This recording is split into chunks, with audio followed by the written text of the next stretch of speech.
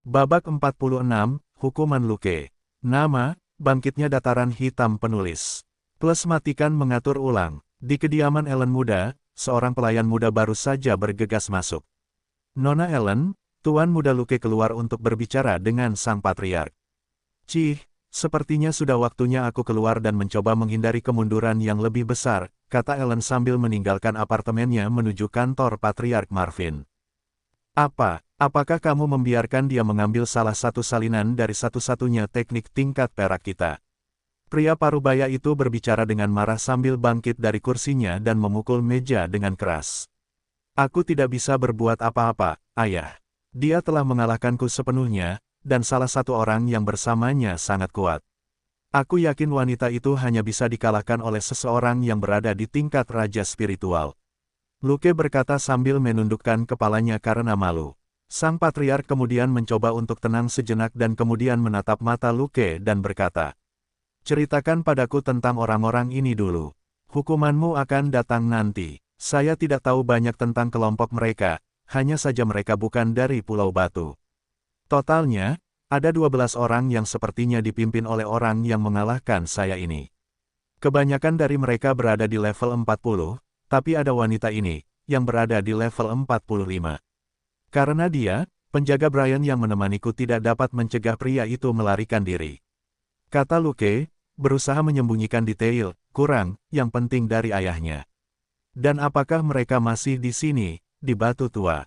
Sambil dalam posisi berpikir, Marvin bertanya sambil memijat keningnya dengan jari. Lukas lalu berkata, "Ya, mereka masih di sini di ibu kota. Faktanya, mereka menginap di Hotel Olsen, di pusat kota. Tidak terlalu buruk, tapi ceritakan padaku bagaimana semua itu terjadi. Mengapa kamu ingin berurusan dengan orang itu?" Luke memandang ayahnya di depannya, ragu-ragu sejenak, lalu berkata, "Dia sedang merayu salah satu wanitaku. Karena itu, aku tidak bisa menahan diri dan akhirnya bertindak sembarangan terhadapnya." "Oh, jadi, orang ini adalah sampah semacam itu. Aku mengerti, kalau itu aku." Marvin sedang berbicara ketika pintu kantornya perlahan terbuka, dan seorang wanita parubaya masuk.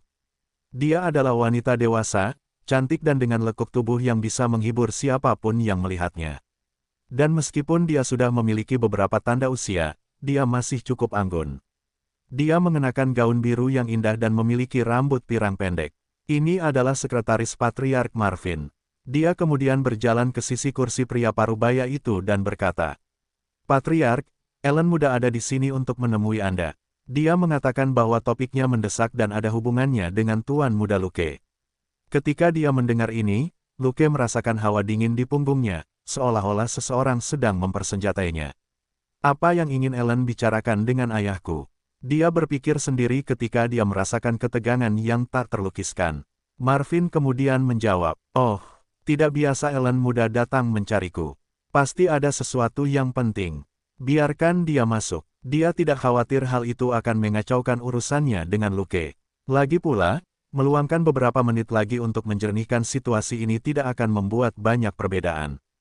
Tidak butuh waktu lama bagi Ellen untuk masuk ke kantor dan menyapa Patriark Marvin sebelum duduk di salah satu kursi. Dia mengenakan jubah merah, yang meningkatkan penampilan standar tingginya dengan baik.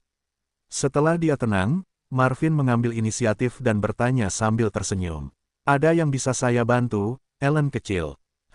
Sebenarnya topik yang dimaksud pasti sama dengan apa yang Luke bicarakan denganmu sebelum aku sampai di sini," kata Ellen tanpa menunjukkan perubahan apapun pada ekspresinya. "Oh, kotoran." Mendengar itu, ekspresi Luke langsung membeku. Jika seseorang memperhatikannya sekarang, mereka mungkin akan mengira dia sakit parah. Ellen kemudian melanjutkan, "Mungkin sang patriark sudah mendengar bahwa Luke memiliki perasaan terhadapku. Tapi aku sudah menjelaskan kepadanya bahwa kita tidak akan pernah memiliki hubungan seperti itu. Namun, dia terus mengejar semua pria yang kukenal. Sebelumnya, aku tidak pernah melakukan apapun mengenai hal itu karena tidak satu pun dari orang-orang yang dia usir itu memiliki hubungan yang lebih baik denganku. Mereka hanya kenalan, tapi kali ini, dia mencoba mempersenjatai sekutunya, jadi aku tidak bisa membiarkannya melanjutkan." Saat dia mendengarkan ini, alis Marvin semakin berkerut. Dia sudah tahu kalau putranya menyukai putri dari tetua tertinggi keluarga Nash, tapi itu urusan mereka, dan dia tidak peduli dengan hal-hal kecil seperti itu. Reaksi seperti itu sangat normal di dunia spiritual. Meskipun sebagian orang masih mencoba menggunakan gagasan perjodohan untuk membentuk aliansi, sebagian besar orang tidak menyetujui situasi seperti ini atau bahkan tidak mempedulikannya. Ini karena, di dunia spiritual, seksualitas cukup liberal, dan orang-orang lebih peduli pada perasaan terhadap orang yang akan mereka nikahi. Alasan lain atas kenyataan ini adalah perjodohan jarang berhasil. Sebab, dalam banyak kasus, salah satu pihak selalu berusaha bertindak dominan. Dan hal itu menimbulkan banyak masalah yang pada akhirnya bisa memicu pengkhianatan di satu sisi. Jadi, tidak jarang ditemukan kasus di mana perjodohan berakhir dengan salah satu pihak dibantai oleh pihak lain atau, setidaknya, rusak parah. Oleh karena itu, perjodohan bukanlah hal yang umum di dunia spiritual. Dan hal ini bahkan lebih berlaku lagi bagi keluarga komersial seperti keluarga Nash. Sebab, sebagai kelompok yang menjunjung tinggi stabilitas, situasi tak terduga yang mungkin timbul akibat kesepakatan seperti ini tidak dianjurkan. Jadi, Marvin tidak ambil pusing dengan hubungan asmara putranya. Marvin memperhatikan ke arah Luke dan berkata, "Luke, kamu bilang orang yang memukulmu telah merayu salah satu wanitamu. Kamu tidak akan membicarakan Ellen kecil, bukan?" Ini, Luke menunduk menjauh dari tatapan ayahnya sementara dia tidak bisa menjawab pertanyaan sederhana itu. "Huff, aku sudah bilang kalau kita tidak punya hubungan sampai kamu memanggilku wanitamu. Adapun orang yang melawannya, itu adalah sekutu baru yang aku buat pada perjalanan terakhirku. Dia datang ke Pulau Batu hanya untuk selesaikan beberapa masalah denganku dan beli item untuk wilayahnya.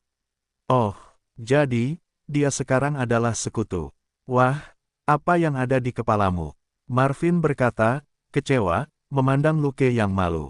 Dia kemudian melanjutkan, "Tetapi Ellen kecil, sekutu barumu masih menggunakan teknik budidaya tingkat perak, yang dilakukan oleh putraku yang tidak bertanggung jawab ini. Aku tidak bisa membiarkan teknik ini meninggalkan keluarga." Ellen mengangguk dan berkata, aku tidak tahu itu sebelumnya. Tapi dia memang punya alasan untuk mengambil barang-barang Luke karena dia diserang tanpa alasan apapun. Namun, menurutku ini bisa diselesaikan secara diplomatis. Kita hanya perlu memberi penghargaan pada Tuan Minos atas perbuatannya, ketidaknyamanan ini. Dia sangat bijaksana, dan saya yakin kita bisa mencapai kesepakatan. Oke, jadi aku akan membiarkanmu mengurusnya, Ellen kecil. Tapi hubungi aku segera setelah masalah ini terselesaikan. Sedangkan untukmu, Luke, pertama-tama kamu akan meminta maaf kepada orang itu dan berhenti mengganggu kehidupan orang-orang yang tidak ingin bersamamu. Jangan bersikap kekanak-kanakan, kamu sudah berumur 18 tahun. Tapi itu bukan hukumanmu secara keseluruhan. Sebelumnya, aku akan mengirimmu ke Kekaisaran Barat saat kau menginjak usia 19 tahun agar kau bisa mengenal dunia ini lebih baik dan mungkin mendapat peluang bagus. Tapi karena kau tidak tampaknya ini bukan satu-satunya lowongan yang diterima keluarga kami dari Sekte Elemental setiap 10 tahun sekali, maka saya akan membuka kompetisi untuk lowongan itu. Jika kamu ingin mendapatkan kembali kesempatan itu, maka kamu harus berada di 10 besar dalam turnamen spiritual yang akan berlangsung di Kerajaan Cromwell dalam beberapa bulan. Anggap saja ini seperti kesempatan kedua bagimu. Jika kamu tidak dapat memenuhi persyaratan ini, maka saya akan memberikan lowongan tersebut kepada anggota keluarga kami yang mempunyai pangkat tertinggi setelah Anda. Marvin berkata dengan ekspresi keras di wajahnya. Ini adalah kesempatan yang dimiliki keluarga Nash setiap 10 tahun sekali sehingga tidak bisa disia-siakan oleh orang bodoh yang tidak tahu berterima kasih. Jadi, meskipun Luke adalah putranya, dia tidak akan merugikan keluarganya dengan membuang kesempatan seperti ini bersamanya. Sebagai gambaran, setiap anggota keluarga Nash yang menggunakan kesempatan ini tumbuh lebih baik dan lebih cepat, banyak dari mereka yang berhasil mencapai level 50 setelah pergi ke kerajaan itu dan sangat membantu perkembangan keluarga. Aku mengerti, kata Luke sambil sangat menyesalinya. Kotoran, aku benar-benar mengacau. Sekarang saya harus berpartisipasi dalam kompetisi ini, daripada menjalankan bisnis saya. Dia tidak bisa melewatkan kesempatan luar biasa ini untuk pergi ke kerajaan barat. Itu karena ini bukanlah tempat seperti Flaming Empire. Ini adalah kekuatan yang mungkin berada di puncak benua tengah. Mengenai pembagian kekuasaan di dunia spiritual, klasifikasi kerajaan dan kerajaan bergantung secara eksklusif pada dua faktor. Itu tadi wilayah teritorial dan jumlah penduduknya. Jadi, bahkan jika suatu wilayah memiliki kekuatan tingkat tinggi, misalnya, dengan kehadiran para suci spiritual, wilayah tersebut akan tetap menjadi sebuah kerajaan jika populasi dan wilayahnya kecil. Dan untuk wilayah utara benua tengah, selain memiliki wilayah yang kecil dan jumlah penduduk yang rendah, juga merupakan tempat yang lebih lemah. Hal ini menjelaskan mengapa tidak ada kerajaan di wilayah ini dan mengapa kekuasaannya setara. Tentu saja hal ini juga merupakan konsekuensi dari realitas wilayah tersebut. Sebab, wilayah yang luas hanya bisa dipertahankan bila kekuatan besar mampu meredam gerakan separatis. Dan karena tidak banyak perbedaan antara keluarga-keluarga teratas di wilayah tersebut, hal ini menyebabkan pembagian bagian benua tersebut menjadi beberapa wilayah yang lebih kecil, yang hanya dapat diklasifikasikan sebagai kerajaan. Adapun kekaisaran juga tidak setara dalam hal kekuasaan karena faktor ini bergantung pada luas wilayah dan jumlah penduduk, bukan pada kekuatan para spesialis. Namun secara umum, untuk menahan tekanan dari wilayah yang begitu luas, setidaknya diperlukan kekuatan spiritual Sein untuk mencegah wilayah tersebut terpecah menjadi beberapa kerajaan kecil. Namun, ada kerajaan di dunia spiritual yang melampaui level ini, bahkan dengan demigod spiritual dalam kepemimpinan mereka. Namun bagaimana kekuatan wilayah-wilayah ini bisa sangat berbeda? Sederhana saja, di dunia spiritual, beberapa keluarga adalah pewaris individu yang telah mencapai level 100 dewa. Oleh karena itu, kekaisaran atau kerajaan yang memiliki salah satu keluarga ini di wilayahnya akan memiliki kerajaan tata ruang, yang memungkinkan lebih banyak penduduk berbakat dan lebih banyak sumber daya tingkat tinggi untuk wilayah ini. Dan itulah perbedaan antara Flaming Empire dan Western Empire. Meskipun memiliki wilayah dan populasi yang hampir setara dan bahkan beberapa wilayah spiritual tingkat tinggi, tempat-tempat ini masih memiliki perbedaan kekuatan yang sangat besar.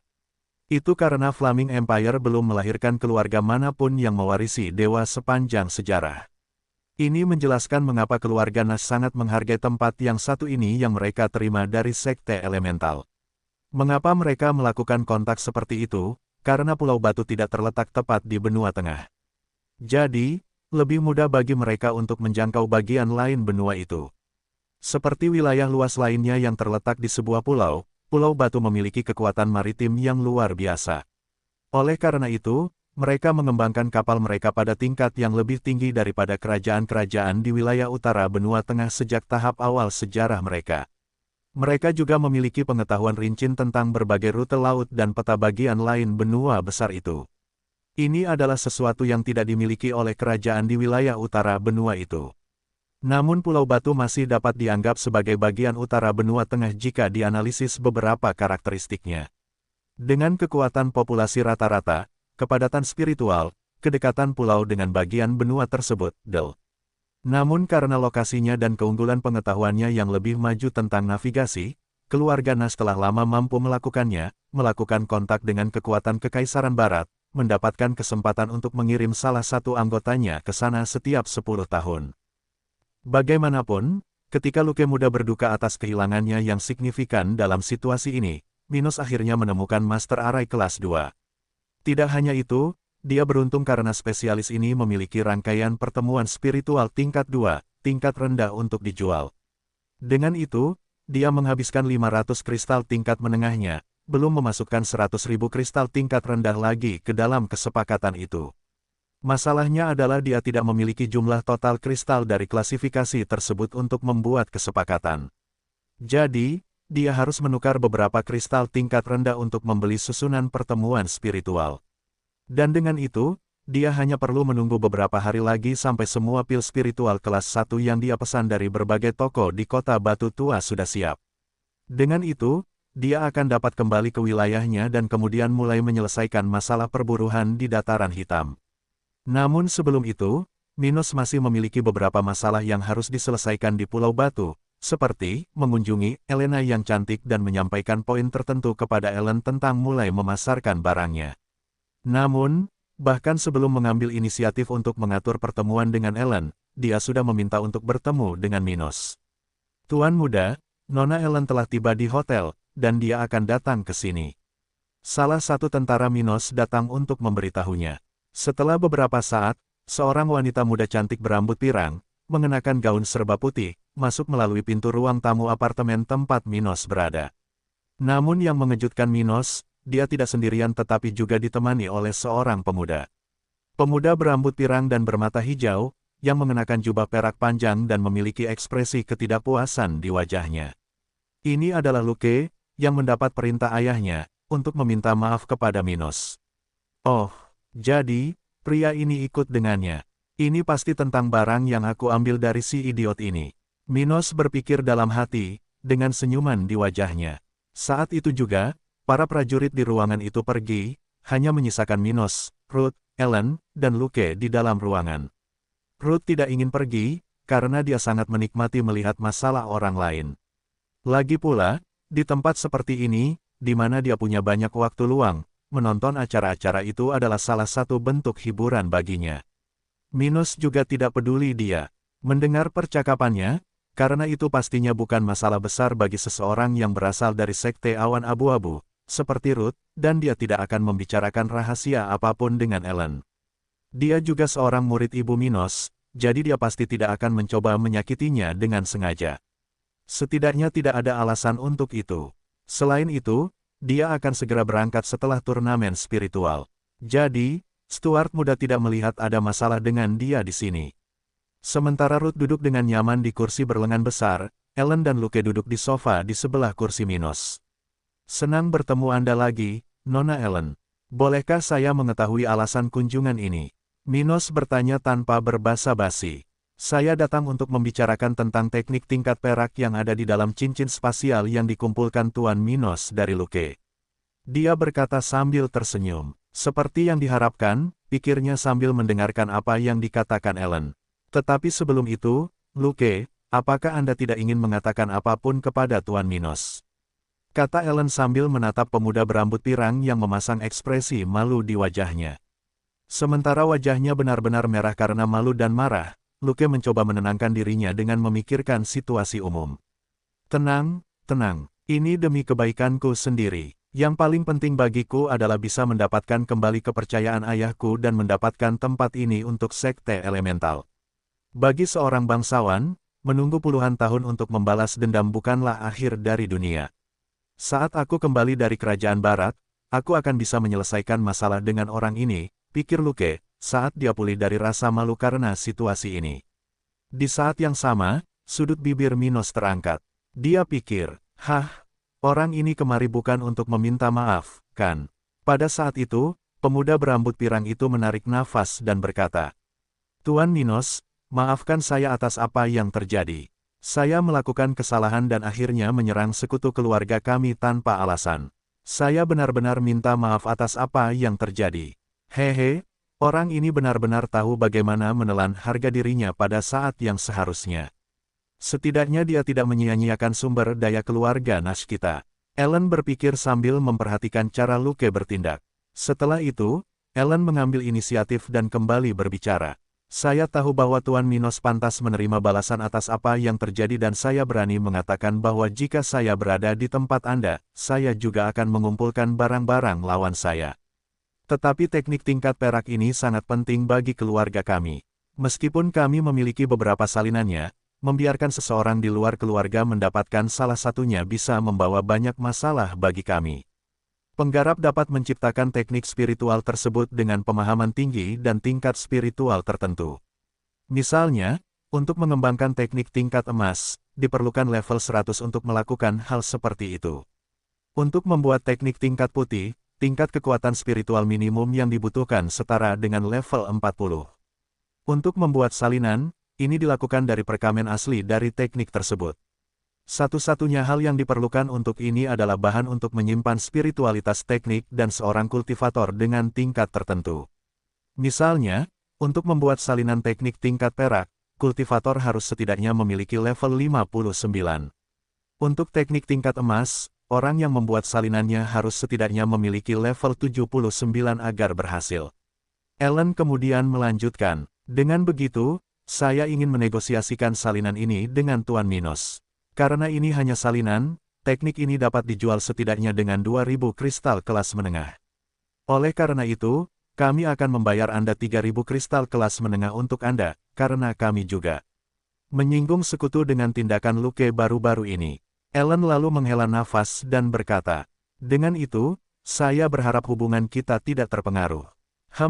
Bagiku tidak masalah, tapi kalau ada yang kedua kalinya, jangan menunggu negosiasi apapun, kata Minos sambil menatap Luke muda. Dia tidak membutuhkan teknik tingkat perak, karena dia sudah memiliki banyak teknik yang tersisa dari Henricus Longus. Faktanya, mendapatkan teknik tingkat hitam lebih penting bagi Minos. Ini karena dia belum mencapai level di mana dia bisa menunjukkan teknik tingkat perak seolah-olah itu adalah hal biasa dengan memberikannya kepada semua bawahannya. Oleh karena itu, Minos membutuhkan sejumlah teknik kelas hitam agar tersedia bagi para prajurit tentara dataran hitam. Dan dia tidak memiliki banyak teknik seperti itu karena ayahnya hanya meninggalkan 3 teknik seperti itu sebagai warisan. Oleh karena itu, teknik pengumpulan tingkat ini menjadi prioritas dalam kaitannya dengan perolehan teknik lain yang tingkatnya lebih tinggi. Dengan melakukan hal itu, dia akan menghindari pengungkapan rahasianya dan akan mempertahankan kekuatan yang siap menghadapi standar wilayah utara benua tengah. Sedangkan untuk teknik tingkat perak, Minos hanya mengizinkan prajurit terbaik dan paling berbakat untuk mempelajarinya. Dan untuk kelas emas, hanya dia dan Dilian yang akan dengan senang hati melatih mereka. Setidaknya, butuh waktu lama bagi orang lain untuk mendapatkan kesempatan ini. Oh, dia sepertinya tidak terlalu peduli dengan teknik seperti itu. Apakah dia sudah mempraktikkan teknik budidaya tingkat yang setara? Ellen berpikir sendiri ketika dia melihat Minos bahkan tidak mencoba menegosiasikan harga yang lebih tinggi. Itu lebih mudah dari yang kukira, aku yakin orang ini takut kehilangan aliansinya dengan keluarga kita. Tapi ini lebih baik, itu membuat segalanya lebih mudah bagi saya. Luke berpikir dengan senyum kecil di wajahnya. Yah, karena itu masalahnya, aku akan memberikan kristal itu padamu, kata Ellen sambil mengeluarkan tas dari cincin spasialnya.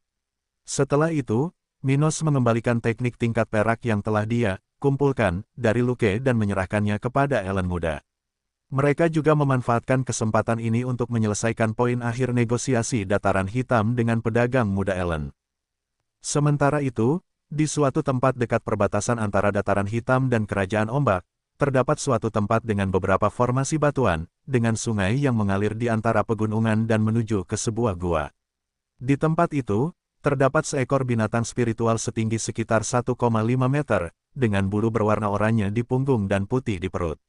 Dia mempunyai mata coklat yang besar, dengan pupil yang tegak dan moncong yang benar-benar hitam. Namun yang pasti menarik perhatian siapapun yang melihatnya adalah 5 ekor cantik yang terentang ke atas. Banyak orang mungkin tidak mengenali binatang spiritual di utara benua tengah ini, tetapi jika Minos melihatnya, dia akan langsung tahu bahwa itu adalah rubah ekor 9.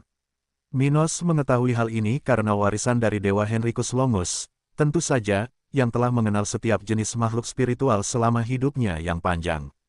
Adapun rubah ekor 9, ya, mereka adalah jenis binatang buas dari benua binatang, tempat yang sangat jauh dari tempat Minos berada saat ini. Dan untuk kualitas garis keturunan ras ini, meski tidak termasuk kelompok dengan garis keturunan terbaik, rubah ekor 9 masih bisa mencapai level 89, batas tahap ke-9.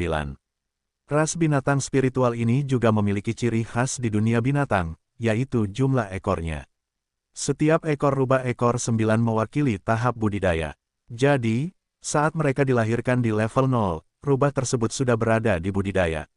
Tahap kelima, rubah kemudian berjalan mengitari gua dan setelah beberapa saat berhenti untuk beristirahat di samping tempat yang terdapat saluran air.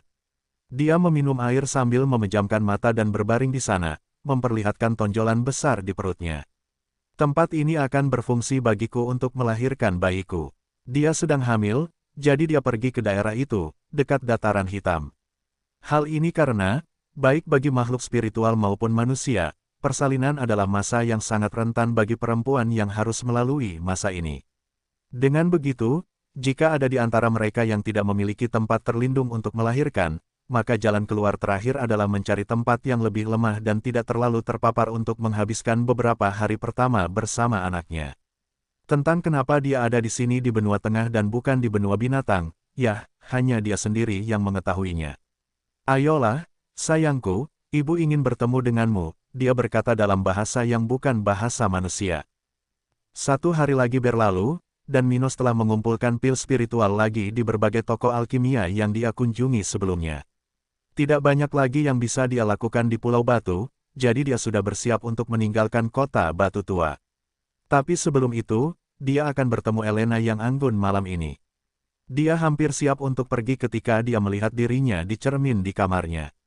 Dia mengenakan jeans abu-abu, kemeja biru lengan panjang, dan mantel hitam yang nyaman. Dia kemudian meninggalkan kamarnya dan pergi ke ruang tamu apartemen, menuju pintu keluar tempat itu. Saat itu, Ruth melihat Minos hendak pergi, lalu dia mendekat dan bertanya padanya. "Kemana kita akan pergi sekarang?"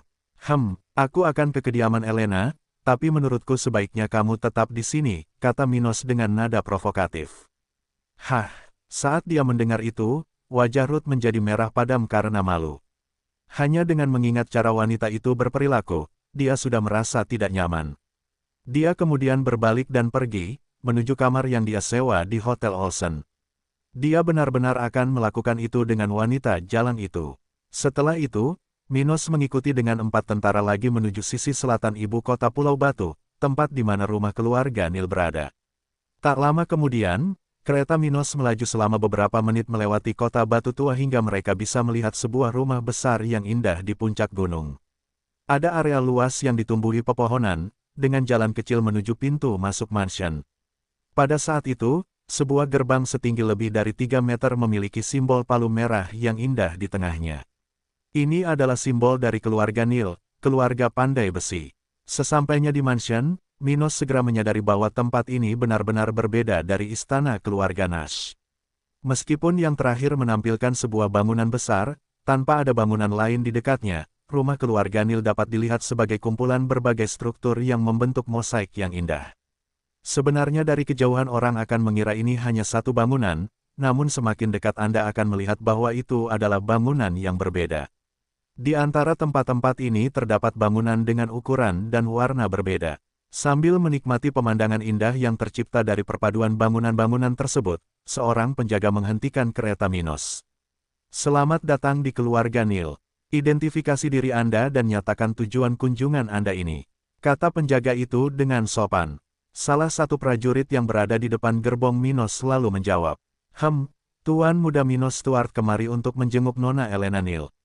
Setelah mendengar ini, penjaga itu tersenyum dan berkata sambil memberi isyarat tangan kepada prajurit yang merespon. "Oh, saya mengerti. Nona Elena sudah memberikan izinnya kepada Tuan Minos untuk masuk. Ikuti jalan itu." Setelah beberapa saat, kereta Minos berhenti di suatu tempat dekat kediaman Elena, dan kelompok 4 tentara tetap tinggal di tempat itu, sementara Minos mengikuti sisa jalan sendirian.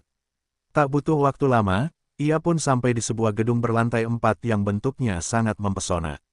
Itu tampak seperti beberapa kotak yang ditumpuk dalam 2 model berbeda. Di satu, ada balkon kaca, dan di yang lain, ada jendela besar yang dikelilingi dinding bata yang indah. Minos kemudian naik ke lantai paling atas, tempat kediaman Elena berada. Cincin, susunan spiritual tingkat rendah yang menyimulasikan bel berbunyi, dan seorang wanita muda cantik dengan rambut pirang membukakan pintu. Dia mengenakan gaun putih pendek yang menonjolkan setiap detail siluet sensual Elena yang cantik. Dia memang menawan, bahkan sampai menarik perhatian wanita heteroseksual. Minos memperhatikannya perlahan dengan senyuman di wajahnya. Segera dia berkata, "Senang bertemu denganmu lagi, Elena. Sebentar lagi aku akan meninggalkan Pulau Batu, jadi aku datang ke sini untuk menikmati makan malam spesialmu." "Oh, benar kan?" tanyanya sambil mendekati Minos perlahan. Dia mendekatkan mulutnya ke telinga Stuart muda dan mengatakannya dengan sensual. "Aku harap kamu siap untuk mencicipi dagingku. Pedas sekali. Kuharap tidak terlalu pedas untukmu."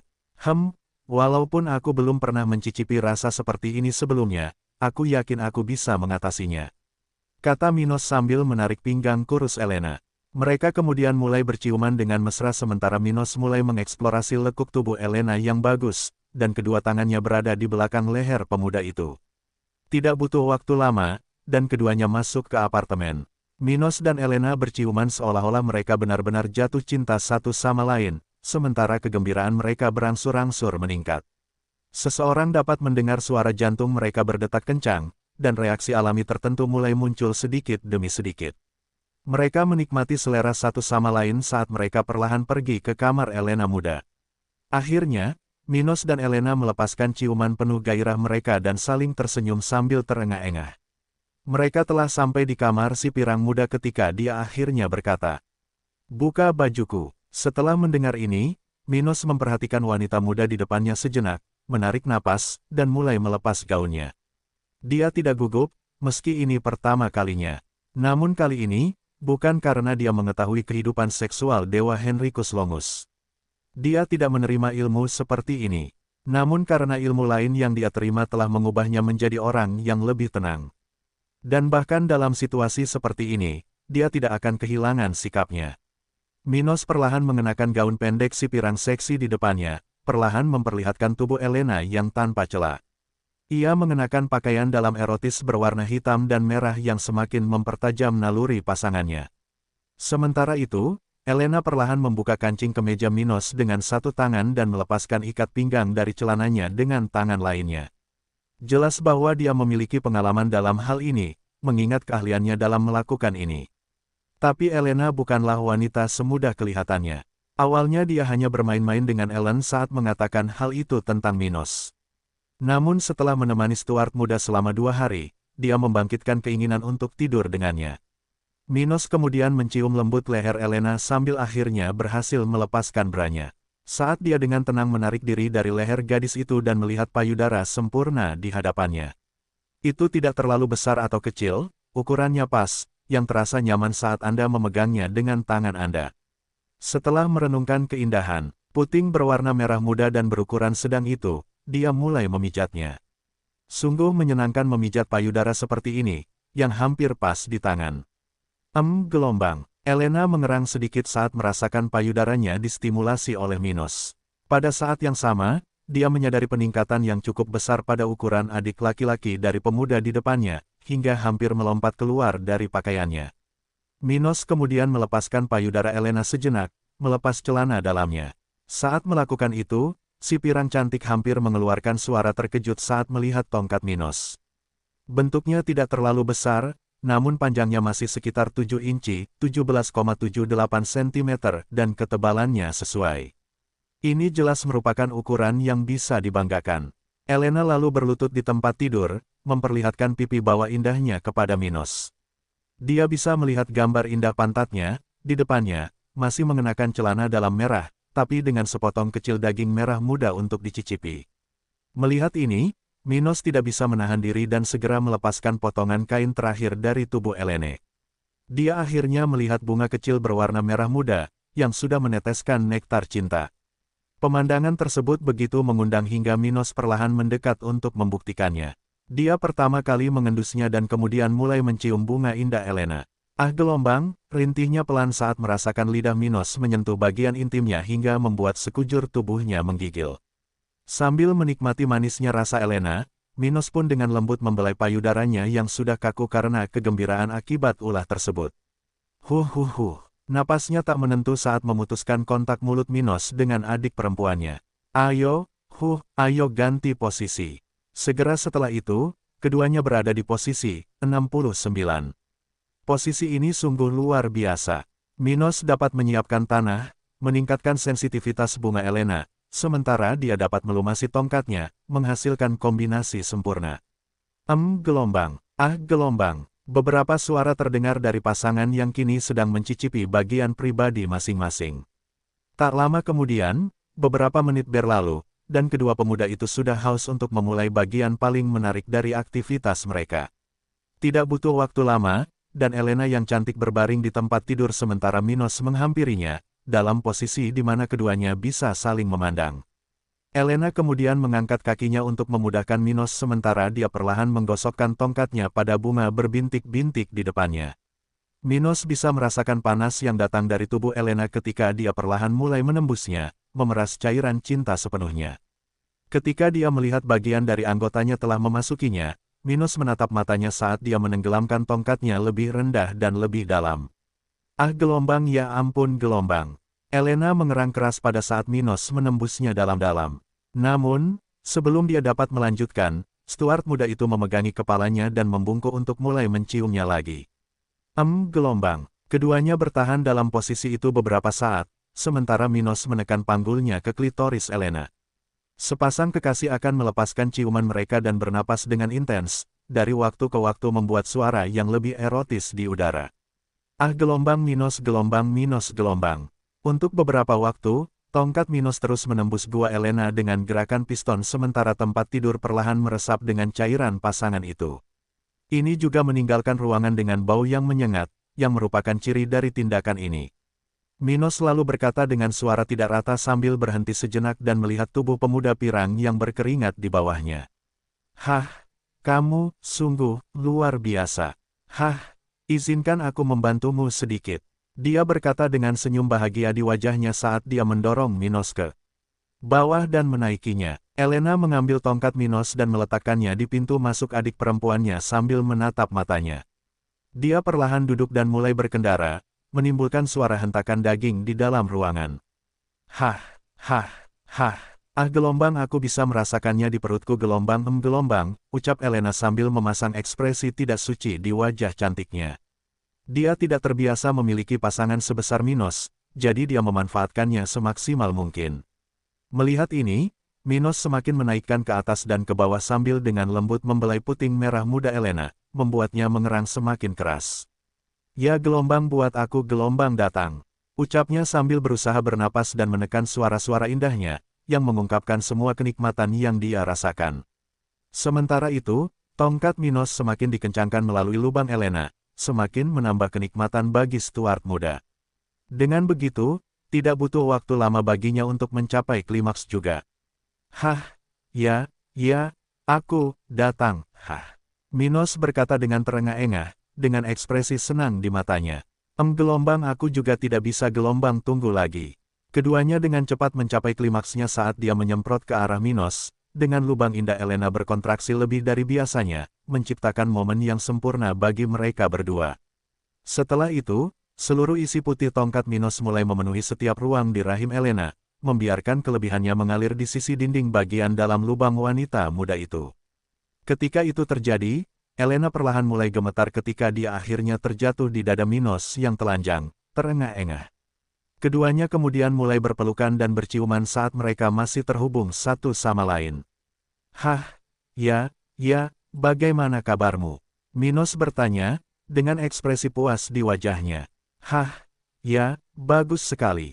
Kamu sangat mengejutkanku. Kupikir kamu perlu waktu lebih lama untuk menguasainya, tapi kamu sempurna. Dia berkata, dengan senyum tulus di wajahnya. Dan dia mengatakan yang sebenarnya, bahkan di dunia yang bebas seperti dunia spiritual, tidak semua pria memperlakukan pasangannya dengan baik dan mementingkan kesenangan wanita. Dan sebagai seorang perawan, Minos menunjukkan kemampuan yang lebih besar dari rata-rata di ranjang. Bahkan beberapa orang berpengalaman yang pernah memiliki pengalaman dengan Elena yang cantik. Beberapa menit berlalu, dan kedua pemuda itu kembali ke aktivitas kesenangan mereka, meninggalkan lingkungan yang semakin kaya akan aroma dan suara kenikmatan kedua pemuda itu. Dan ketika mereka menyelesaikan putaran terakhirnya, bunga cantik Elena basah kuyup seluruhnya dengan cairan putih Minos. Namun, tak satu pun dari mereka perlu khawatir tentang kehamilan yang tidak diinginkan. Hal ini karena dengan munculnya energi spiritual, para kultivator dapat dengan mudah mencegah hal ini terjadi. Laki-laki dapat membuat sperma yang dikeluarkan tidak dapat digunakan, dan perempuan dapat menghancurkan oosit yang dikeluarkan selama masa suburnya. Dan tentunya ada cara lain untuk mencegah kehamilan, yaitu berhubungan seks dengan orang yang seringkali lebih lemah atau lebih kuat dari Anda. Ini karena sel-sel tubuh membawa energi yang setara dengan tingkat energi orang tersebut. Dengan kata lain, sperma dewa memiliki begitu banyak energi sehingga jika digabungkan dengan oosit dari kaisar spiritual, bahkan jika tidak ada yang mengambil tindakan terhadapnya, pembuahan tetap tidak dapat dilakukan. Namun bagi Minos dan Elena yang hanya bersenang-senang, tidak satu pun dari mereka yang membiarkan hal itu terjadi karena perbedaan energi keduanya tidak terlalu besar. Dengan begitu, mereka berdua berhati-hati untuk mencegah terjadinya sesuatu yang tidak diinginkan. Dan perlahan, malam pun berlalu, dan matahari mulai terbit di cakrawala saat Minos dan Elena tidur. dengan nyaman di ranjang berantakan milik pemuda pirang itu. Dengan cepat, kamar Elena yang berantakan diterangi oleh sinar matahari pertama hari itu. Saat itu, Minos sedang berbaring dengan seorang wanita muda cantik memeluknya sambil menyandarkan kepalanya di dadanya. Minos membuka matanya perlahan sambil menguap. Dia kemudian mengingat kembali aktivitasnya bersama Elena tadi malam. Mereka menghabiskan sebagian besar malam, bermain satu sama lain, sehingga Stuart muda masih mengantuk. Tak lama kemudian, Minos perlahan turun dari tempat tidurnya, berusaha untuk tidak membangunkan kecantikan tidur yang sedang memeluknya. Dia kemudian pergi ke kamar mandi di sebelah kamar dan mandi air dingin yang bagus untuk bangun sepenuhnya. Beberapa menit kemudian, dia keluar dari kamar mandi dengan rambut basah dan handuk putih melingkari pinggangnya. Pada saat itu, si pirang cantik yang sedang tertidur terbangun dan mulai menatap Minos dengan senyuman di wajahnya. "Selamat pagi, apakah kamu akan berangkat?" "Selamat pagi, ya, saya akan segera berangkat. Saya harus menyelesaikan beberapa masalah sebelum meninggalkan kota Batu Tua," Minos berkata sambil mulai mengenakan pakaiannya. Elena bangkit dari tempat tidur dan mendekati Minos. Setelah itu, dia mulai membantunya mengancingkan kemejanya. "Oh, jadi, kamu berangkat hari ini, baiklah. Lain kali kamu datang ke sini, jangan lupa untuk datang menemuiku, hehe. Haha, kamu bisa pergi ke dataran hitam juga, jauh sebelum tempat itu menjadi bagian terbaik di utara benua tengah." Minos berkata dengan senyum percaya diri di wajahnya. "Siapa tahu, mungkin suatu saat nanti aku akan pergi bersama Ellen," ucapnya sambil mendekatkan bibir merahnya ke mulut Minos. Mereka berciuman selama beberapa detik lalu berpamitan. Setelah itu, Minos pergi menuju tempat kereta dan tentaranya menunggu. "Selamat pagi teman-teman, ayo kembali ke Hotel Olsen." Tidak butuh waktu lama, dan rombongan Minos tiba di hotel. Ketika mereka tiba di apartemen yang telah disewa, para prajurit lainnya sudah sarapan, dan Ruth sedang duduk di kursi sambil minum secangkir teh. "Huff, kukira kamu tidak akan kembali," dia berkata dengan nada tidak puas. "Haha, aku minta maaf membuatmu menungguku. Tapi hari ini, kita akan kembali ke dataran hitam, jadi sebaiknya kamu segera bersiap-siap." "Kembali ke dataran hitam, sekarang setelah kamu menyelesaikan urusanmu, bukankah lebih baik pergi ke kerajaan Cromwell?" Dia bertanya sambil menatap mata Minos. "Tentu saja, aku hanya akan pergi ke kerajaan Cromwell saat turnamen spiritual tinggal 1 atau 2 bulan lagi. Tidak ada alasan untuk pergi ke sana dalam waktu dekat, dan ada banyak hal yang harus kulakukan sementara itu." Minos tidak menganggap kompetisi ini sebagai prioritas dalam rencananya. Hal ini dapat berkontribusi pada rencananya untuk bisnis Black Plain, tapi itu hanyalah kontak awal dengan kemungkinan sekutu. Namun penyelesaian masalah kependudukan di wilayahnya menjadi prioritas Minos. Jadi, dia tidak khawatir dengan persaingan itu. Oke, kelompok Minos pergi untuk mengumpulkan pil spiritual terakhir tidak lama kemudian. Itulah satu-satunya hal yang membuat mereka tidak pergi, jadi mereka sangat menantikannya. "Nyonya Vera, apakah pil saya sudah siap?" Minos bertanya pada seorang wanita parubaya, yang berada di belakang konter toko tempat dia baru saja masuk. Sudah siap. Anak muda, tunggu sebentar aku akan membawanya ke sini," kata wanita itu ketika memasuki kamar yang ada di sebelahnya. Tidak butuh waktu lama, wanita parubaya itu kembali dengan membawa tas berukuran sedang di satu tangannya. "Di sini, jika kamu butuh sesuatu lagi, bicara saja." Terima kasih, tapi hanya itu yang kubutuhkan." Setelah itu, Minos meninggalkan gedung dan kembali ke gerbongnya. Dia akhirnya bisa kembali ke wilayahnya. Saat melakukan perjalanan melalui kota, kelompok Minos tiba-tiba dihentikan. "Sersan Pike, apa yang terjadi?" "Tuan muda, ada kereta keluarga Nash di depan kita. Saya yakin mereka ingin berbicara dengan kita." Pike merespons dengan cepat. Tak lama kemudian, Ellen muda turun dari gerbongnya dan menuju Minos dan kelompoknya. Dia tersenyum dan berkata, "Apakah kamu akan kembali ke Plain Black sekarang?" "Itu benar," jawab Minos. "Yah, aku ada urusan yang harus diselesaikan di Kerajaan Ombak, jadi aku hanya berpikir untuk bepergian dengan grupmu." "Oke," Minos berkata sambil tersenyum. Tidak butuh waktu lama, Ellen dan pengawalnya, Edward, mengikuti rombongan Minos dengan kereta yang berbeda. "Kita harus melewati pintu keluar barat kota Batu Tua. Aku meninggalkan makhluk spiritualku di tempat itu. kata Ruth setelah rombongan melanjutkan perjalanan meninggalkan kota. Baiklah. Tidak lama kemudian, rombongan sedang menuju ke arah kota Portland sementara seekor elang putih besar terbang melintasi angkasa mengejar kereta rombongan Minos. Sementara itu, di kota maritim, 3 orang sedang mengunjungi kembali tempat-tempat yang pernah dilewati Darel muda sebelum dia meninggal. Mereka baru saja tiba dari markas besar keluarga Silva, di mana mereka menerima perintah untuk mencari tahu apa yang terjadi pada tuan muda mereka. Dari ketiganya, 2 berada di level 48 dan 1 di level 49. Mereka akan memburu dan menangkap orang-orang yang bertanggung jawab atas kematian Darel dalam upaya meringankan kehilangan keluarganya. Saat itu, mereka sedang melewati hotel tempat Darel muda menginap selama perjalanan itu. Ketiganya berada di sebuah ruangan, sementara orang terkuat sedang duduk di sofa, menerima laporan dari 2 lainnya. Satu-satunya wanita dalam kelompok itu, yang sedang bersantai di sofa, berkata, "Jadi, Dennis, apa yang kamu temukan?" "Nona Sarah, saya mendengar bahwa Tuan Muda telah berpartisipasi dalam pelelangan sebelum meninggalkan kota ini untuk pergi ke Pulau Batu. Namun pada pelelangan ini, sepertinya dia tidak setuju dengan satu orang.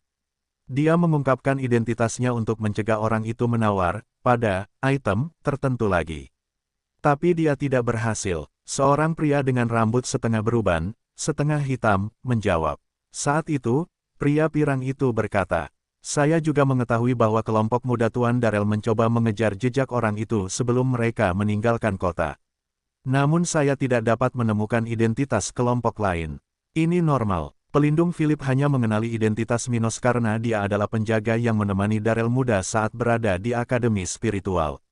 Dan karena Minos dan Darel hanya terpaut 1 tahun, keduanya akhirnya menghadiri banyak acara secara bersamaan. Dan karena kejadian ini, pelindung Philip mengetahui penampilan Minos dengan sangat baik. Namun bagi orang lain, tidak mudah mengidentifikasi Stuart muda. Itu karena dia bukanlah seseorang yang berusaha mendapatkan banyak perhatian ketika dia masih muda, dan orang yang lebih kuat, seperti ketiganya, tentu saja tidak peduli dengan identitas seorang pemuda di luar keluarga mereka atau bangsawan besar lainnya, keluarga dari Kerajaan Coklat. Karena itu, jumlah orang berpengaruh yang bisa mengenali Minos di 3 keluarga besar kerajaan, Silva, Brown, dan Miller, bisa dihitung dengan jari. Dan bagi orang-orang yang mengetahui nama Minos, mereka semua ada di Pulau Batu, dan kemungkinan mereka untuk diinterogasi akan sangat rendah. Itu karena kota Portland jauh lebih besar dibandingkan kota maritim. Dengan itu, kelompok investigasi hanya bisa melacak Minos melalui jejak Darel, tapi tidak dari jejaknya sendiri. Setidaknya tidak mudah bagi mereka untuk mengetahui nama lengkap Stuart muda. Lagi pula, berapa banyak Mino yang ada di dunia spiritual. Wanita yang sedang duduk itu kemudian bangkit dan berkata, "Karena kita tidak mencapai apa-apa di sini, kita akan pergi ke Pulau Batu. Tapi ini akan menjadi masalah." Dia menghela napas panjang dan menuju ke pelabuhan kota maritim, tempat keluarga Silva meletakkan perahu mereka. Pekerjaan ini mungkin memakan waktu berbulan-bulan, keluh Sarah Silva dalam hati. Sementara itu, di wilayah perbatasan kerajaan ombak dengan dataran hitam, seekor rubah cantik berekor 5 tergeletak di lantai gua yang dia temukan sebelumnya. Jika seseorang melihat lebih dekat, dia bisa melihat darah keluar dari pantatnya, tepat di bawah ekornya. Ada gelembung berwarna merah muda yang muncul dari tubuh rubah betina ini seperti telur. Tapi ini bukanlah telur, melainkan rubah kecil yang telah dia persiapkan untuk dilahirkan. "Benar sayangku, sudah waktunya bertemu ibu," ucap rubah dengan suara penuh kasih sayang sambil bernapas tidak teratur. Tak lama setelah itu, seekor rubah kecil dengan 1 ekor yang ditutupi selaput tipis, muncul seluruhnya di luar tubuh induknya. Sang ibu kemudian dengan cepat mulai menjilat putrinya yang baru lahir, memakan selaput yang melindungi dirinya dan plasenta di dekat anaknya. Tidak butuh waktu lama, rubah kecil itu sudah bersarang bersama ibunya setelah dibersihkan oleh rubah besar.